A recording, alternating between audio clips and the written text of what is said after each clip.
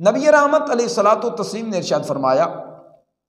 پھر میں مزید کچھ آگے چلا تو ایسے لوگوں کو دیکھا کہ جن کے ہونٹ ہونٹوں کی طرح ہیں،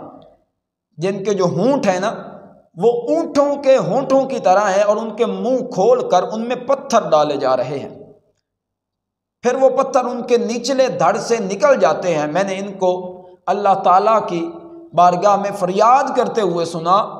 اور میں نے کہا کہ اے جبریل، یہ پھر کون لوگ ہیں؟ تو جناب جبریل علیہ السلام پھر عرض کرنے لگے کہ یا رسول اللہ صلی اللہ علیہ وسلم، یہ آپ کی امت کے وہ لوگ ہیں جو ظلماً یتیموں کا مال کھاتے تھے۔ تو اب ہمارے لیے یہ درس ہے پیارے بھائیوں کہ ہم کبھی بھی یتیموں کا مال ناجائز طریقے سے نہ کھائیں، ہم پرہیز کریں۔ اگر کسی یتیم کی کفالت کا موقع ملے تو بڑی انصاف اور عدل سے کام لیتے ہوئے اس کی پرورش کریں، اور اس کے مال کو خلط ملط کر کے ہم کبھی بھی نہ کھائیں، وگرنہ قیامت والے دن ہمیں ذلت کا سامنا کرنا پڑے گا۔